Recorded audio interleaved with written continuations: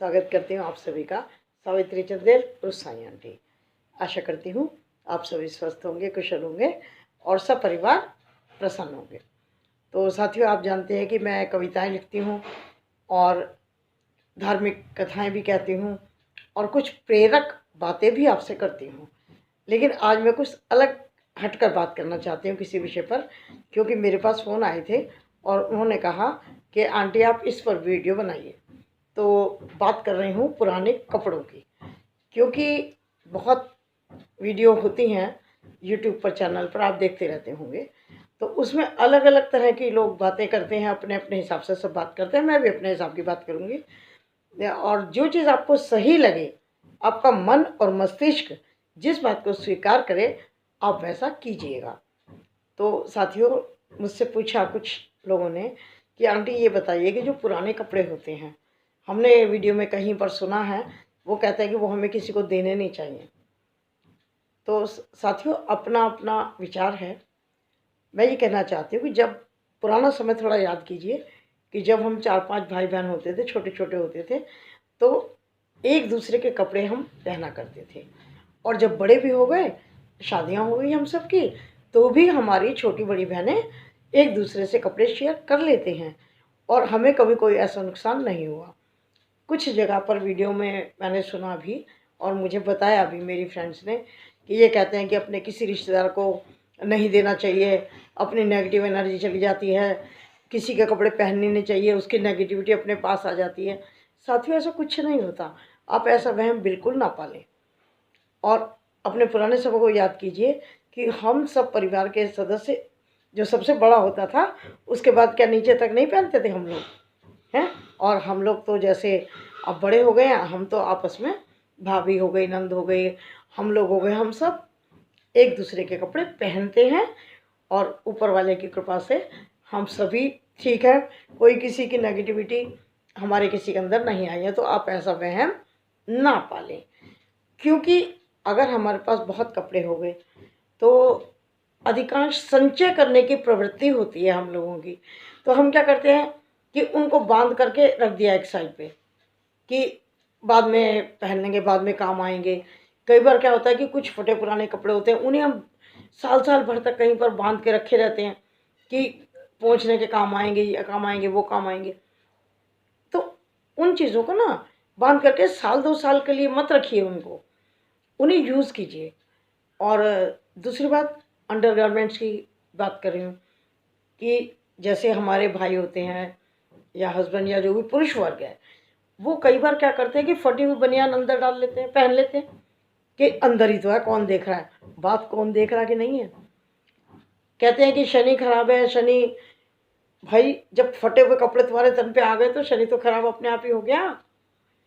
फटे हुए ऐसे कपड़ों का इस्तेमाल आप बिल्कुल मत करिए। चाहे सर्दी के दिन है, ब्लाउज नीचे डाल लो, थोड़ा सा उधड़ा हुआ है, फटा हुआ है तो कोई बात नहीं, पेटीकोट तो साड़ी के नीचे आ जाता है, ये मत सोचिए। फटे हुए, उधड़े हुए ऐसे कपड़े मत इस्तेमाल कीजिए। सिल करके कर लीजिए, ऐसा नहीं, सिल करके उन्हें सही करके फिर इस्तेमाल करें। और अगर भगवान की कृपा है, बहुत कपड़े हैं हमारे पास, तो और कपड़े अच्छी स्थिति में हैं, तो किसी को देने में कोई हर्ज नहीं है, ऐसा मैं समझती हूँ। बहुत से लोग बर्तन खरीद लेते हैं, लेकिन मैंने कभी ऐसा नहीं किया और मुझे ये अच्छा भी नहीं लगता। 2-4 बर्तन हमने ले भी लिए तो क्या फ़र्क पड़ गया। उससे अच्छा है कि कोई ज़रूरतमंद व्यक्ति उसको पहन ले, दुआ देगा। अब ज़रूरतमंद शब्द को बहुत ध्यान से आपको सुनना है।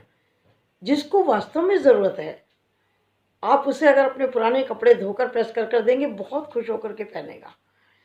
साथियों, मेरा ये अपना व्यक्तिगत अनुभव है, मैं इसलिए बता रही हूँ।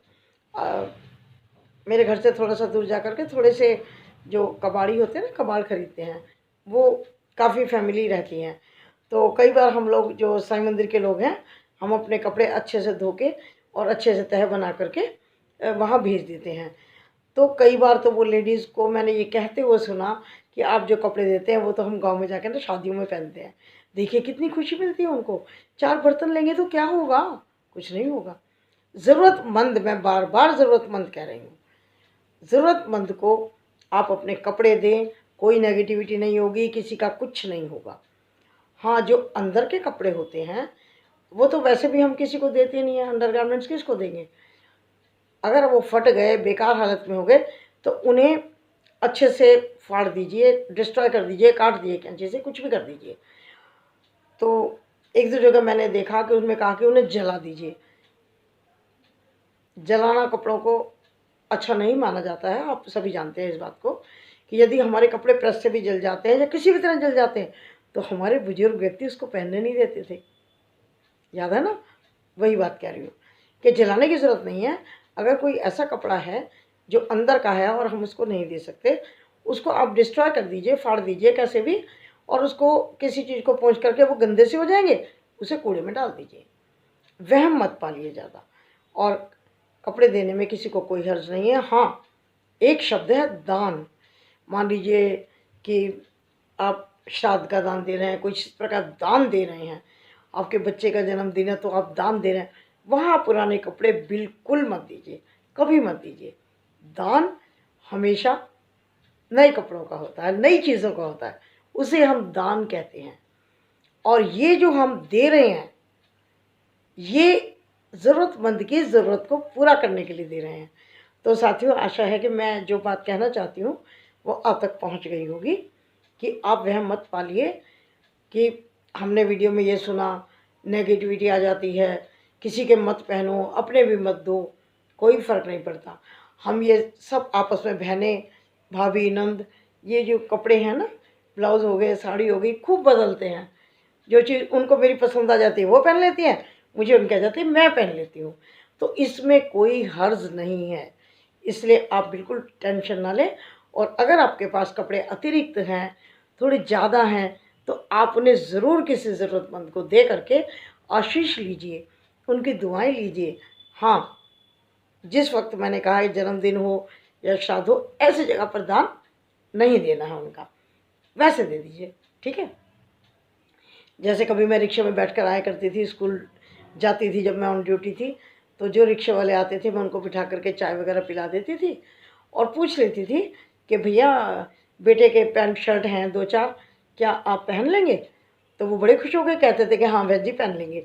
तो मैं उनको दे देती थी। क्या फ़र्क पड़ा? कुछ फ़र्क नहीं पड़ता इन चीज़ों से, ठीक है। नमस्कार, चलती हूँ, फिर किसी और चर्चा में आपसे मिलूँगी। तब तक के लिए नमस्कार, धन्यवाद।